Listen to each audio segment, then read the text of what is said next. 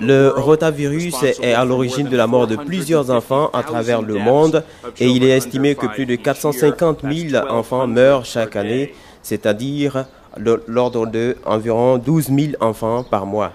Ici au Sénégal, 5 sur 6 de ces très beaux enfants que vous voyez derrière vous meurent chaque année à cause de ce virus rotavirus. Dans le monde, le rotavirus, principale cause de diarrhée sévère chez les enfants, coûte la vie de plus de 450 000 enfants de moins de 5 ans chaque année et des millions d'hospitalisations et consultations. En Afrique, la diarrhée est l'une des maladies infantiles les plus meurtrières, la deuxième cause de mortalité chez les enfants de moins de 5 ans. L'introduction de ce vaccin au Sénégal traduit l'engagement des autorités sénégalaises et toute l'importance qu'elle accorde à la vaccination des enfants comme une des interventions les plus rentables dans le domaine de la santé publique. L'amélioration continue de taux de couverture vaccinale contre tous les antigènes de programme élargi de vaccination au Sénégal, l'allocation par l'État d'une ligne budgétaire à la vaccination et des initiatives comme AfriVac pour un partenariat avec le secteur privé attestent de ce même engagement du gouvernement et particulièrement de vous-même, Madame la ministre de la Santé et de l'Action sociale.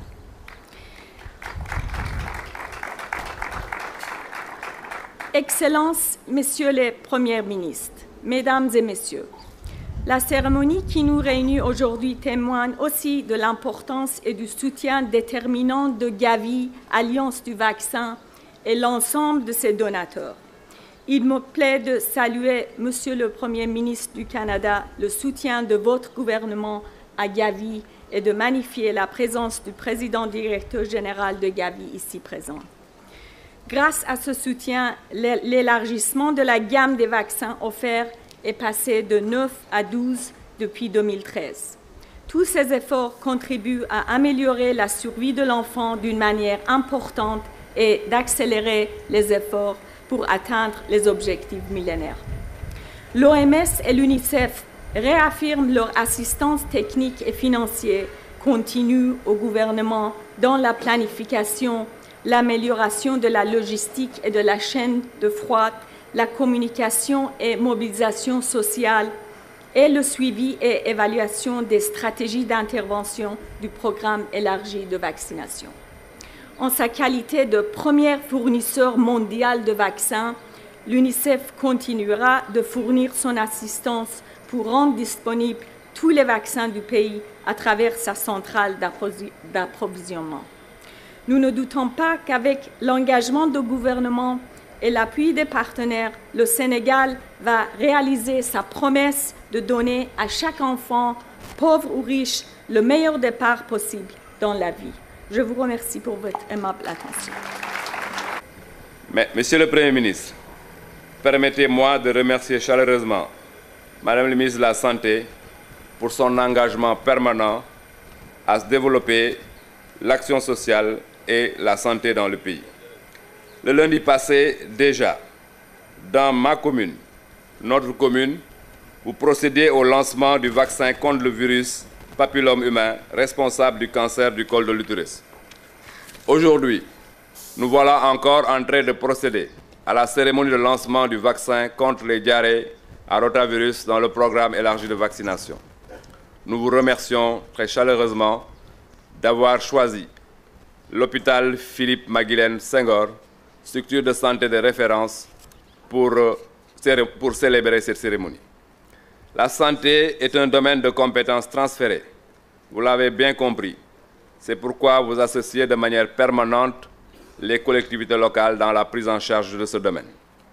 Comme vous le savez, le président de la République, son Excellence le président Macky Sall, a fait de la protection sociale une des priorités de son agenda pour un Sénégal émergent. C'est dans cette perspective qu'il a été décidé d'engager une politique de développement pour une couverture maladie universelle afin de corriger les inégalités et installer l'équité dans la prise en charge de la santé. C'est dans ce cadre que les populations bénéficient de manière permanente de la gratuité dans le cadre du programme élargi de vaccination. L'acte 3 de la décentralisation permettra aux collectivités locales d'être à côté du ministère de la Santé pour une prise en charge efficace des problèmes de santé et d'action sociale. Une telle démarche structurée autour d'un partenariat public-privé nous permet d'être efficace au niveau de la base. C'est l'occasion pour moi de saluer encore une fois le rôle particulier que le Canada joue aux côtés effectivement de l'État du Sénégal pour la promotion de la santé. 2 ans avant le sommet de la francophonie de Kinshasa, tout récemment, j'ai revu le président Sall au sommet du G20 en Australie. Je crois donc que nos 2 pays n'ont jamais été aussi proches malgré la distance qui les sépare. Nous sommes en effet réunis aujourd'hui par une cause qui mérite, je crois, un engagement renouvelé de notre part. Améliorer la santé des mères, des nouveau-nés et des enfants dans ces pays où elle est le plus précaire. Cette cause est la première priorité de développement du Canada. En 2010, lors de la présidence canadienne du G8, nous avons lancé l'initiative de Muskoka pour mobiliser les efforts internationaux afin de réduire la mortalité maternelle et améliorer la santé des mères et des enfants dans les pays les plus pauvres du monde. Cette initiative se développe selon 3 grands axes.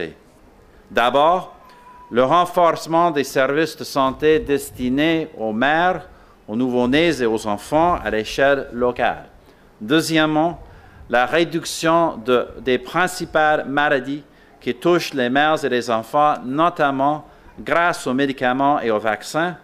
Et enfin, l'amélioration de la nutrition. Le Canada a consenti des sommes très considérables à ces objectifs. Plus de 2 tiers de nos engagements ont déjà été déboursés et en 2015, nous en aurons rempli la totalité. Mais il est évident que ni le Canada ni aucun pays agissant seul ne pourra jamais atteindre le but visé. C'est pourquoi nous avons consenti autant d'efforts pour susciter une mobilisation mondiale autour de cet enjeu. Et c'est pourquoi nous agissons de concert avec plusieurs partenaires du secteur privé et du secteur non gouvernemental. Un de ces partenaires est Gavi, l'Alliance mondiale du vaccin, qui fournit aux pays les plus pauvres des vaccins nouveaux et sous-utilisés contre des maladies mortelles qui touchent particulièrement les jeunes enfants. En collaboration avec l'Alliance du vaccin, le Canada a pu contribuer à l'immunisation complète de 145 millions d'enfants en 2013. Aujourd'hui, donc, j'annonce qu'à la reconstitution des ressources de l'Alliance mondiale du vaccin pour la période 2016-2020, le Canada fera une contribution. L'immunisation des enfants constitue une des mesures les plus efficaces pour améliorer la santé dans le monde. Grâce à elle, il y a donc de la lumière au bout du tunnel. Et aujourd'hui, nous projetons un peu plus de clarté dans ce terrible tunnel des maladies des enfants. Merci. Thank you very much. Au nom du président de la République, son Excellence M. Macky Sall, vous me permettrez de saluer avant tout la présence de M. le Premier ministre du Canada, ainsi que celle du président directeur général de Gavi, Alliance, à cet important événement qui nous réunit ce matin pour procéder au lancement officiel de l'introduction du vaccin contre les infections à rotavirus dans notre programme élargi de vaccination. Ce vaccin vient à point nommé, car les rotavirus sont la cause la plus fréquente des maladies diarrhéiques chez le nourrisson et le jeune enfant. Selon l'Organisation mondiale de la santé, OMS, en effet, 11 millions d'enfants de moins de 5 ans meurent chaque année dans le monde et la diarrhée est la deuxième cause de cette mortalité. Selon toujours l'OMS, les rotavirus sont responsables de plus de 500 000 décès par diarrhée et de 2 millions d'hospitalisations chaque année chez les enfants. Il est également relevé que plus de 85% de ces décès surviennent dans des pays en développement comme le nôtre.